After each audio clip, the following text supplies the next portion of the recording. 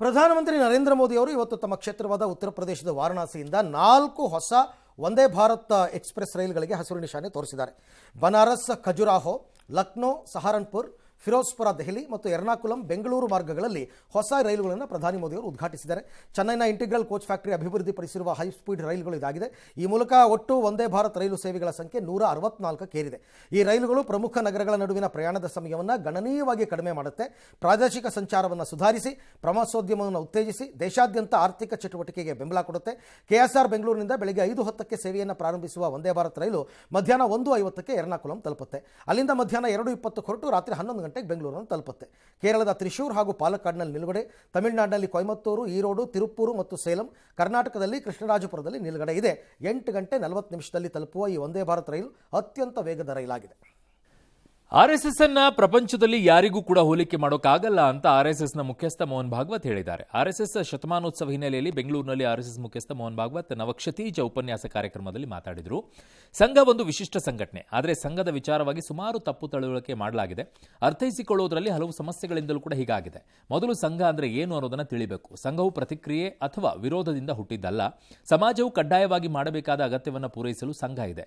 ಹಿಂದೂ ಅಂದ್ರೆ ಭಾರತ ಮಾತೆಯ ಪುತ್ರ, ಧರ್ಮ ಅಂದ್ರೆ ಸತ್ಯ, ಕರುಣೆ, ಸಂಸ್ಕೃತಿ.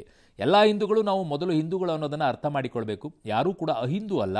ಪ್ರತಿಯೊಬ್ಬ ಹಿಂದೂ ಕೂಡ ತಾನು ಹಿಂದೂ ಅಂತ ಅರ್ಥಕೊಳ್ಬೇಕು. ಯಾಕಂದ್ರೆ ಹಿಂದೂ ಎಂದ್ರೆ ಭಾರತಕ್ಕೆ ಜವಾಬ್ದಾರನಾಗಿರುವುದು. ಅದಕ್ಕಾಗಿಯೇ ಹಿಂದೂ ಸಮಾಜದ ಸಂಘಟನೆ, ಅದಕ್ಕಾಗಿಯೇ ಭಾರತ ಹಿಂದೂ ರಾಷ್ಟ್ರ.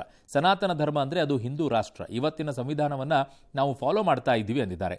ಕಾರ್ಯಕ್ರಮದಲ್ಲಿ ದತ್ತಾತ್ರೇಯ ಹೊಸಬಾಳೆ, ಟಿಎಸ್ ನಾಗಾಭರಣ, ರಿಕ್ಕಿ ಕೇಜ್, ವಿಜಯ್ ಕೆರಂಗದೂರು, ಲಹರಿ ವೇಲು, ನಟಕೋಮಲ್, ತೇಜಸ್ವಿನಿ, ಅನಂತಕುಮಾರ್, ವಿನಯ್ ಗುರುಜಿ ಸೇರಿ ಹಲವರು ಭಾಗಿಯಾಗಿದ್ದರು. ಇನ್ನು ಬಿಹಾರದಲ್ಲಿ ಮೊದಲ ಹಂತದ ಮತದಾನ ಈಗಾಗಲೇ ಮುಕ್ತಾಯ ಆಗಿದೆ. ನಿಮಗೆಲ್ಲ ಗೊತ್ತಿದೆ, ಸಮಸ್ತಿಪುರ ಜಿಲ್ಲೆಯ ಸರೈರಂಜನ್ ಕ್ಷೇತ್ರದ ಕಾಲೇಜು ಬಳಿ ರಸ್ತೆ ಬದಿಯಲ್ಲೇ ವಿವಿಪ್ಯಾಟ್ ಸ್ಲಿಪ್ಗಳ ರಾಶಿ ಕಂಡುಬಂತು.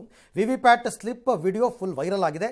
ಇದು ಅಸಲಿ ಇವಿಎಂ ಸ್ಲಿಪ್ಗಳು ಅಂತ ಆರ್ಜೆಡಿ ಆರೋಪ ಮಾಡಿದೆ. ಆದರೆ ಇದು ಗುರುವಾರ ಮತದಾನಕ್ಕೆ ಮೊದಲು ನಡೆಸಲಾದ ಅಣುಕು ಸಮೀಕ್ಷೆಯಿಂದ ಬಂದ ಸ್ಲಿಪ್ಗಳು, ನಿಜವಾದ ಮತದಾನದಿಂದ ಬಂದಿದ್ದಲ್ಲ ಅಂತ ಕೇಂದ್ರ ಚುನಾವಣಾ ಆಯೋಗದ ಮುಖ್ಯಸ್ಥ ಜ್ಞಾನೇಶ್ ಕುಮಾರ್ ಅವರು ಹೇಳಿದ್ದಾರೆ.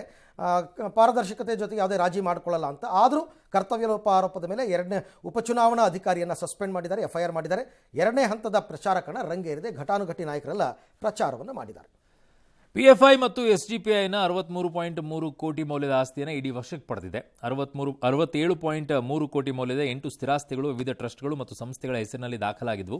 ಇಡಿ ತನಿಖೆಯ ಪ್ರಕಾರ ಪಿಎಫ್ಐ ಸದಸ್ಯರು ಹಾಗೂ ಅಧಿಕಾರಿಗಳು ದೇಶೀಯ ಹಾಗೂ ವಿದೇಶಿ ಮೂಲಗಳಿಂದ ಹವಾಲಾ ಮತ್ತು ದೇಣಿಗೆಯ ಮಾರ್ಗದ ಮೂಲಕ ನಿಧಿ ಸಂಗ್ರಹಿಸಿ ಅದನ್ನು ಉಗ್ರ ಚಟುವಟಿಕೆಗಳಿಗೆ ಬಳಸ್ತಾ ಇದ್ರು ಅಂತ ಆರೋಪಿಸಿದ್ದಾರೆ. ಈ ನಿಧಿಗಳನ್ನು ಇಸ್ಲಾಮಿಕ್ ರಾಷ್ಟ್ರ ನಿರ್ಮಾಣದ ಉದ್ದೇಶದಿಂದ ಭಾರತದ ಏಕತೆ ಮತ್ತು ಸೌಹಾರ್ದತೆಗೆ ಧಕ್ಕೆ ಉಂಟು ಮಾಡುವ ಉದ್ದೇಶಕ್ಕೆ ಬಳಸಲಾಗ್ತಾ ಇದ್ದು ಅಂದಿದ್ದಾರೆ. Green valley foundation, Alappuzha social cultural ಮತ್ತು education trust, Pandalam educational and cultural trust, Islamic centre trust, Wayanad Haritham foundation, ಈ ಥರ ಅನೇಕ ಇದ್ದಾವೆ. ಈ ಪ್ರಕರಣದಲ್ಲಿ ಇದುವರೆಗೆ 28 ಮಂದಿ ಪಿಎಫ್ಐ ಮತ್ತು ಎಸ್ಡಿಪಿಐ ನಾಯಕರನ್ನು ಬಂಧಿಸಲಾಗಿದೆ. ಬಂಧಿತರಲ್ಲಿ ಎಸ್ಡಿಪಿಐನ ರಾಷ್ಟ್ರೀಯ ಅಧ್ಯಕ್ಷ ಎಂಕೆ ಫೈಜಿ ಮತ್ತು ಅಧ್ಯಕ್ಷ ಮಂಡಳಿಯ ಸದಸ್ಯರು ಹಾಗೂ ರಾಜ್ಯ ರಾಷ್ಟ್ರೀಯ ಕಾರ್ಯಕರ್ತೆ ಮಂಡಳಿ ಅಧಿಕಾರಿಗಳು ಕೂಡ ಸೇರಿದ್ದಾರೆ.